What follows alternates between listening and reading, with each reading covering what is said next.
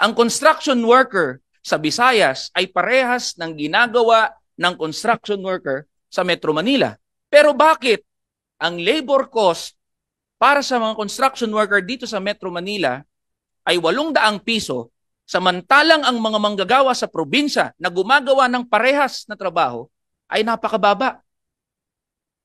Wala hong lohika ang pagtatakda ng sahod, Madam Chair.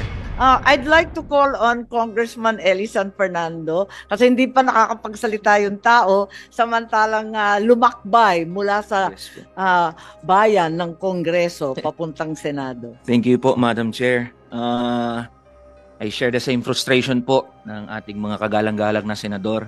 Una po, nagpapasalamat tayo sa inyo po, Madam Chair, at sa kumiting ito para pag-usapan ng isang napaka-importante at napapanahon na topic patungkol sa pagbubuwag ng provincial rate na tinatawag natin.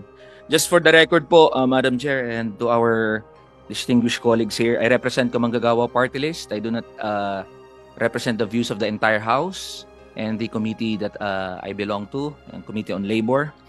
Firstly, we support Senate Bills 111 and 373, yung National Minimum Wage Bill, authored primarily by Senator Amy Marcos, and similar bills in the House have been already filed, such as House Bills 55 and 94.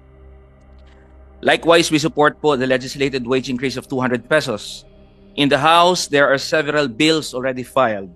Among these are the bills filed by Deputy Speaker Raymond Mendoza of TUCP Party List and House Labor Committee Chair Jolo Revilla. And allow me, Madam Chair, to just present, para mabilis po tayo, yung main reasons as to why we support itong pagbubuwag ng provincial rate. Madam Chair, and to our distinguished colleagues, it's been 36 years since the enactment of the Wage Rationalization Act of 1989.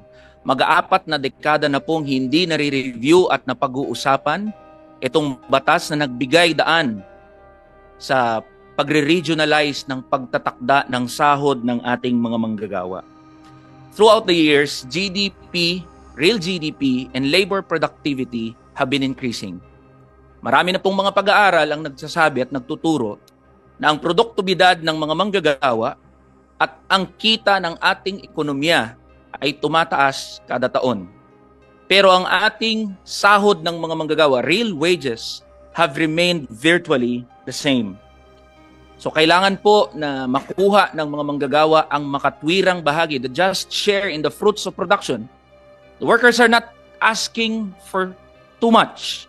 What we are asking is the just share in the fruits of production, makatwirang bahagi na iniambag at ibinigay ng mga manggagawa sa ekonomiya. Pangalawa, Madam Chair, ang rason po kung bakit namin sinusuportahan ang National Minimum Wage ay dahil malaking kalokohan po yung kasalukuyang sistema ng pagtatakda ng sahod na nakabatay sa lugar kung saan nakatira ang mga manggagawa. Isang malinaw na halimbawa po nito. Katabi po ng Manila, sa Las Piñas, ang Cavite. Tulay lang po ang naghihiwalay sa Las Piñas at Bacoor, Cavite. Pero pag tumawid ka, mula sa Las Piñas, 695. Pag tumawid ka sa Bacoor, ang sahod na lang ng mga manggagawa sa Region 4A ay 560 pesos. Nung tumawid ba ako sa tulay na yon ay nag-iba ang presyo ng mga bilihin? Nag-iba ba ang pangangailangan ng mga manggagawa? Hindi naman ho. Kahalintulad yan ng mga manggagawa halimbawa sa Marikina at Cainta, Rizal. Pasig at Cainta, Marikina at Rizal, kung saan poste lang ang naghihiwalay sa dalawang lugar na yon. Yes po. Meron din ho halimbawa sa May Kawayan, Bulacan at sa Valenzuela.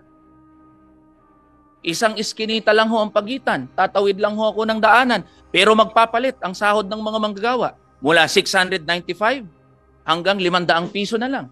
Isa pong malaking kalokohan yung kasalukuyang iskema kung paano pinapatupad at tinatakda ang sahod ng mga manggagawa.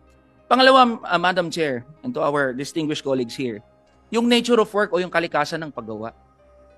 Ang BPO halimbawa ho, sa Metro Cebu, Metro Davao, Metro Iloilo, Metro Jensan ay parehas ng ginagawa ng BPO worker sa Metro Manila.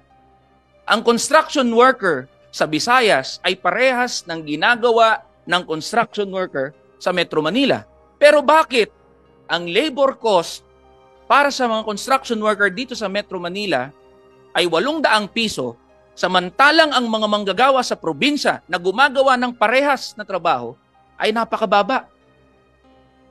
Wala hong lohika ang pagtatakda ng sahod, Madam Chair, dito sa RA 6727. Mas mabigat ho ba ang semento dito sa Metro Manila? Mas magaling ho ba ang mga manggagawa dito sa Metro Manila kumpara sa mga manggagawa sa probinsya?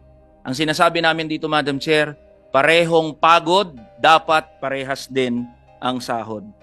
Kanina po, Madam Chair, binanggit na kaya nagkakaroon ng pagkakaiba-iba sa sahod ng mga manggagawa ay dahil doon po sa tinatawag na cost of living.